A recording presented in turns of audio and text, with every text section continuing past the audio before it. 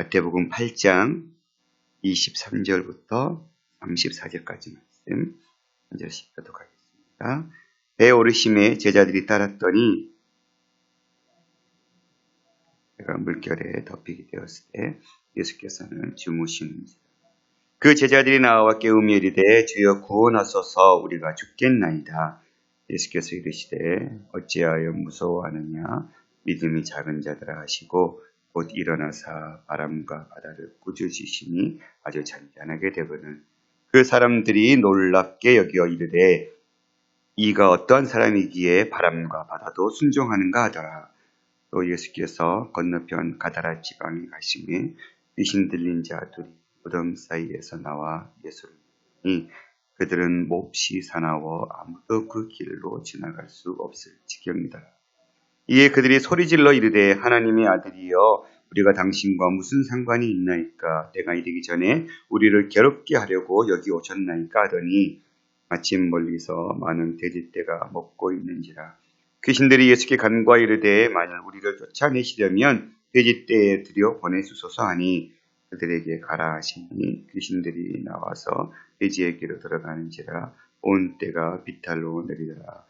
바다에 들어가서 물에서 몰사하거늘 시던 자들이 달아나 시내에 들어가니 이 모든 귀신 들린 일과 귀신 들린 자의 일을 고하니 온 시내가 예수를 만나려고 나가서 보고 그 지방에서 떠나시기를 간구하니 아멘. 오늘은 이제 제자들과 함께 배에 오르시고 그 바다에 큰 놀이 일어났다. 이 바다는 갈릴리 호수를 이야기하지요. 근데 이 사람들은 바다라고 불렸던 이유는 호수 자체도 되게 컸던 가로가 11km 정도, 세로가 22km 정도니까요. 굉장히 큰 호수지요. 뿐만 아니라 이스라엘을 네 지형으로 나눌 때 서쪽 평야 지역, 서쪽 산지 지역, 요단 계곡 지역, 동쪽 고원 지역 이렇게 나누거든요. 요단강을 흐르고 있는 요단강의 밑부분이 갈릴리 호수니까요. 그 윗부분이 갈릴리 호수니까요. 그 갈릴리 호수 사이에 서쪽 산지 지역 그리고 동쪽 고원 지역이 형성되어 있고 갈릴리 호수는 서쪽 지중해보다도 약 200m 밑에 물이 흐르고 있는 그런 호수거든요. 그러니까 서쪽이 높은 또 동쪽이 높은 산지에서 급격히 갈릴리 호수로 내려가는 그러니 호수의 큰 지형에서 형성된 따뜻한 공기와 양쪽 지형에서 불어오는 산지의 찬 공기가 이렇게 마주치면 광풍이 자주 일어났던 지역이라고 합니다. 그렇게 큰 놀이 일어났다. 이 큰 놀을 지진이라고 번역할 수 있고 큰 지진이 일어났다. 네, 동일하게 마가복음이나 누가복음에도 이 마가복음 4장, 누가복음 5장 이에 동일한 기사가 기록되어 있는데 거기에서는 큰 풍랑이 일어났다 이렇게 번역하고 있는데 마태만 큰 지진이 일어났다 이렇게 번역하고 있거든요. 마태에게 있어서 큰 지진이라는 단어는 3번 사용해요. 그래서 언제 사용하면 오늘 바로 풍랑이 일어날 때 큰 지진이라는 단어를 사용하고 있고요. 예수님께서 십자가에서 운명하시고 난 직후에 바로 또 큰 지진이 일어났다.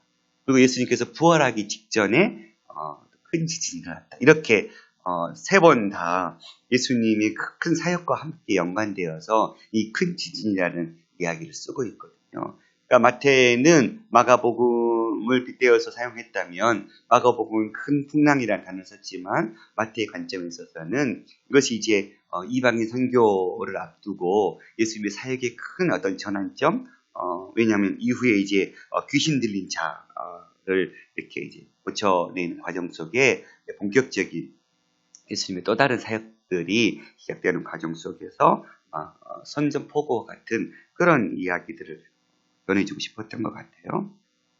어쨌든 배가 물결에 덮이게 되었을 때 큰 풍랑 때문에 아마 배가 이리저리 치우쳤던 것 같아요. 그때 예수께서는 주무시는지 예수님께서는 피곤하셔서 주무셨을 수도 있고 또 한 가지는 어떠한 그 큰 풍랑도 예수님을 두려움에 떨게 할 수는 없는 것이죠. 이 제자들은 반대로 예수님 나와서 깨우며 이르되 주여 구원하소서 우리가 죽겠나이다. 두려움에 떨고 있는 제자들과 그 풍랑 속에서도 잠잠하게 주무시고 계시는 예수님의 모습들이 대조되고 있으면서 우리의 인생과는 또다시 근본적으로 다른 부분이 있음을 마태는 또한 알려주고 있습니다.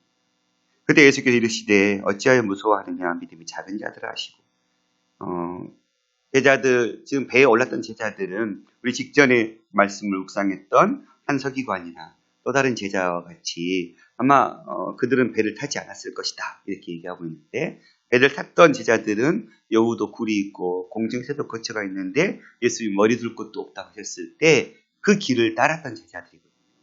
그러니까 어쩌보면 믿음을 가지고 예수님을 따른 자들이에요. 그러나 여전히 그들의 믿음은 적은 하나님이 예수님이 어떤 분이신지 맛보긴 했지만 그리고 연약한 믿음으로 그분을 따르겠다고 결심은 했지만 그분이 실제적으로 어떤 분이신지에 대한 예수님의 지식은 여전히 부족한 상태에 있었던 것이죠. 그래서 예수님은 그들을 향해서 믿음이 작은 자들아 하고 있습니다. 그러면서 일어나서 곧 바람과 바다를 꾸짖으시니 잔잔하게 되었죠. 그때 그들은 어떤 사람이기에 바람과 바다를 또 순종하는가 하면서 이들의 고백조차도 예수님이 하나님의 아들임에 이들은 여전히 아직 바라보지 못하고 있음을 말씀 통해서 알 수 있게 되는 것이죠. 예수님을 따랐지만 그분이 어떤 분이신지 정확하게 모르는 상태. 이게 지금 초창기 예수님을 따랐던 제자들의 모습이었습니다. 우리는 어떻습니까? 예수님을 따라가는 제자라고 예수님의 자녀라고 이야기하고 있지만 정작 그 예수님이 어떤 분이신지 예수님에 대해서 우리가 깊게 묵상하고 깨닫고 그분의 존재에 대해서 우리가 믿음으로 인정하고 바라보고 있는가? 우리는 여러 가지 상황 속에 어려움과 환난이 닥쳐올 때 이 제자들처럼 우리의 힘으로 뭔가 할 수 없을 때 예수님을 의지하지 못하고 스스로를 낮게 여기면서 내가 뭘 할 수 있을까? 이런 좌절감에 빠져 있지는 않습니까? 뿐만 아니라 예수님이 우리의 모든 삶의 문제, 모든 전 인생을 하나님께서 주관하고 계시고 붙들고 계심을 우리가 믿음의 눈으로 바라보지 못하고 여전히 불안함과 앞에 보이지 않는 미래의 문제들 때문에 온갖 염려 속에서 우리가 또 믿음 없는 자와 같은 모습으로 있지는 않는지 말씀을 통해서 돌아보기를 원합니다. 28절부터는 예수께서 건너편 가다라 지방에 또 가셨습니다. 배를 타고 이제 건너편으로 넘어간 것 같아요.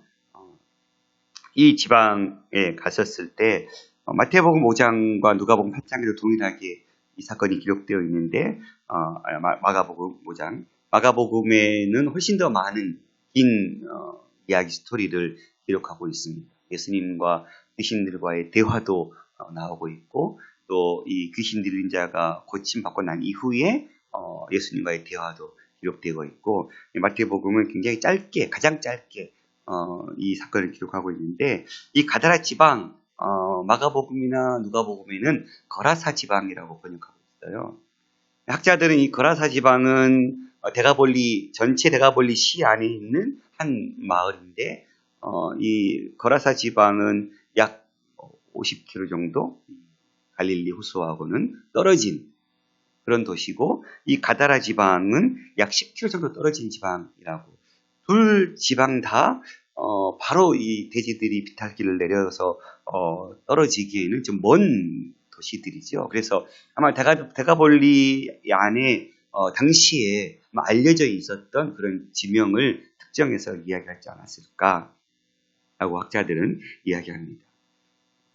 그곳에 도착했을 때 귀신 들린 자 둘이 무덤 사이에 나와서 마태복음만 귀신 들린 자 둘이라는 표현을 쓰고 있습니다. 나와 예수를 만나니 그들은 몹시 사나워 아무도 그 길로 지나갈 수 없을지. 마가복음에 의하면 쇠사슬로 묶어둬도 쇠사슬을 풀어버리고 있는 그런 아주 흉측한 모습들로 아마 동네 사람들을 어렵게 했던 것 같아요. 그때 허리질러 이르되 하나님의 아들이여 우리가 당신과 무슨 상관이 있나이까? 때가 이르기 전에 우리를 괴롭게 하시려고 여기 오셨나이까? 귀신들의 반응이 참 신기합니다. 귀신들은 예수님이 누구신지를 분명하게 고백하고 있습니다. 하나님의 아들. 그리고 그가 무엇을 할 건지에 대해서도 분명하게 알고 있습니다. 당신이 무슨 상관이 있나이까? 우리와 때가 이르기 전에. 그러니까 결국은 이 사단의 존재, 귀신의 존재는 예수님께서 자신들의 존재를 때가 되면 제하실 때가 이른다라는 것을 알고 있었어요. 그런데 아직 그들이 생각하기에는 그 때가 오지 않았다고 생각합니다. 그러니 아직 때가 오지 않았는데 우리가 주님으로 인해서 결박당할 그 때가, 쫓겨나갈 그 때가 아직 아닌데 왜 벌써 오셨습니까? 이렇게 얘기하고 있습니다. 대단한 믿음입니다. 예수님이 어떤 분이신지, 그가 무엇을 할 것인지 분명하게 고백하고 있는 이들.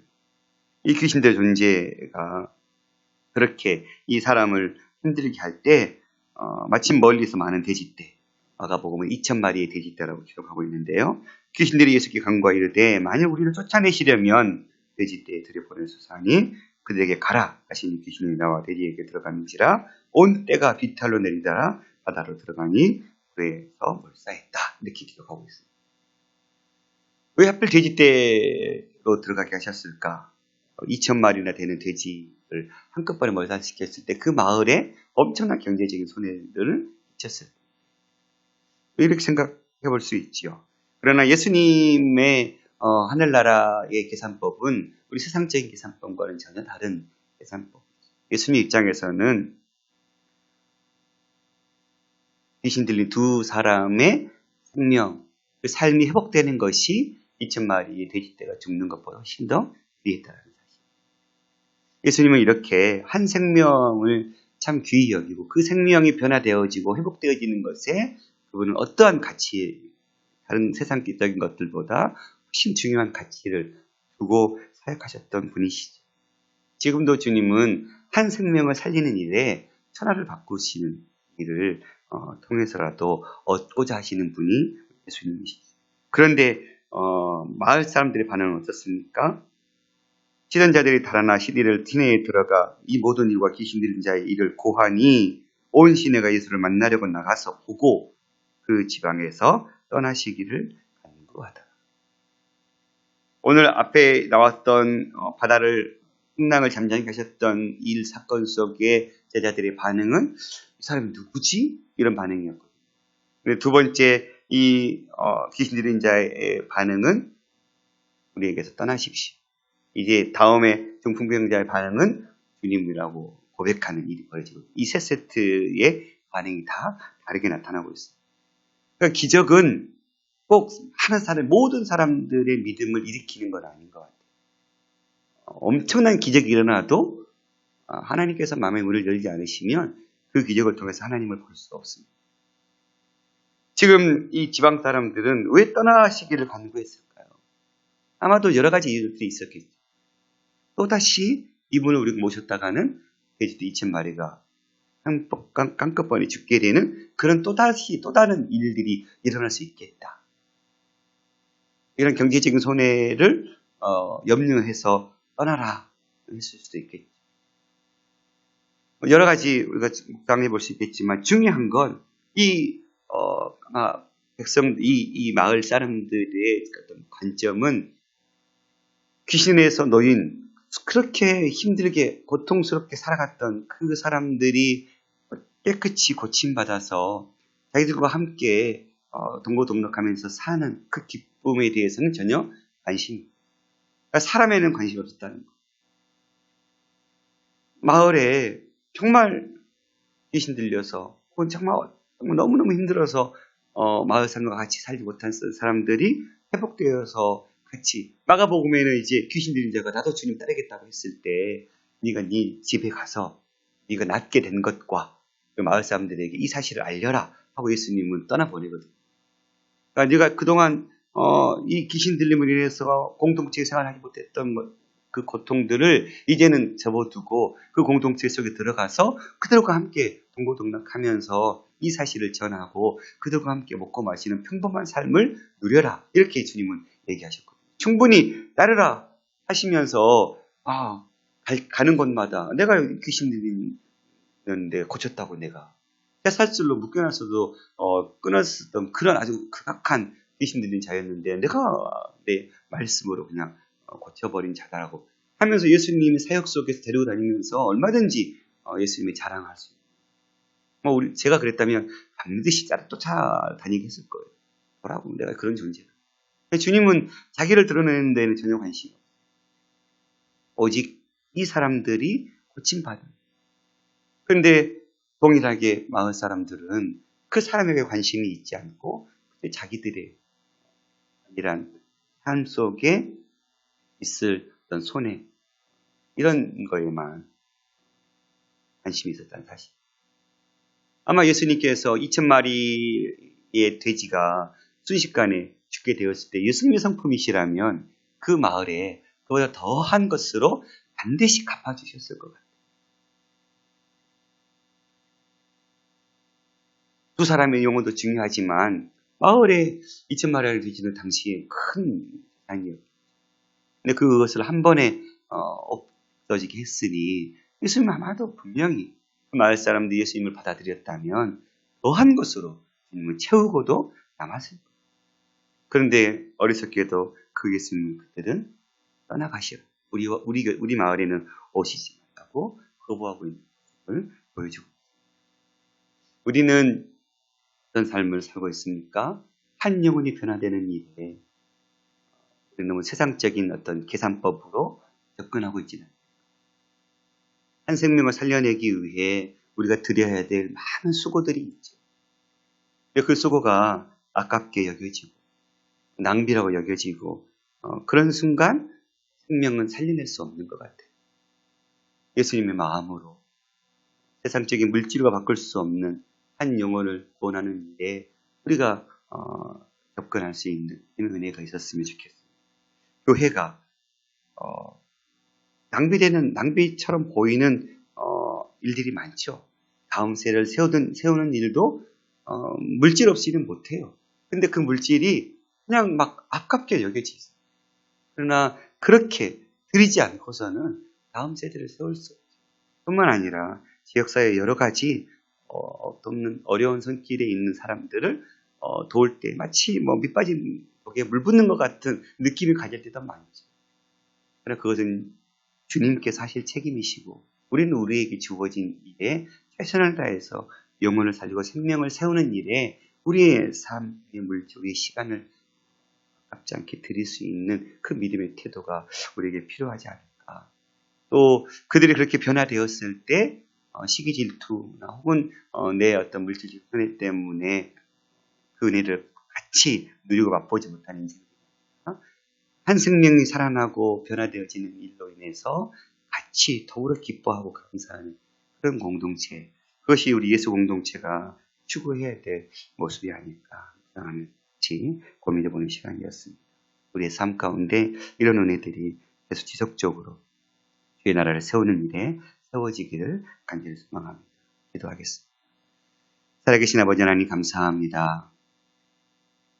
한 영혼을 천하보다 귀히 여기신 주님, 바람과 파도를 잠지 않게 하시는 현지 만물을 주관하신 주님이 어떤 분이신지, 주께서 우리의 삶 속에서 무엇을 하고 계시는지 우리가 분명히 믿음의 눈을 열어서 보게 하여 주시고 깨닫게 하여 주시옵시며 그 주님께서 한 생명을 살려내기 위해 수많은 희생을 감수하고서라도 그들의 진정한 생명을 보여하셨던 것처럼 오늘 우리에게도 죽어가는 생명들을 살려내기 위한 우리의 시간과 삶과 물질을 드리면서 그들이 살아났을 때 함께 주님과 기뻐하면서 하늘나라의 흥황케 되는 역사가 일어나는 그 현장 속에 우리의 삶이 같이 동일하게 세워질 수 있도록 은혜 더하여 주옵소서. 오늘 또 이 생명의 복음을 붙들고 하나님 전할 수 그저 가지고만 있을 수 없어서 그 복음을 선포하기 위해 열방을 향해 나가고 계시는 우리 선교사님들 주님께서 기억해 주시고 오늘 또 뿌린 씨앗이 귀한 결실로 맺어질 수 있도록 역사하옵소서.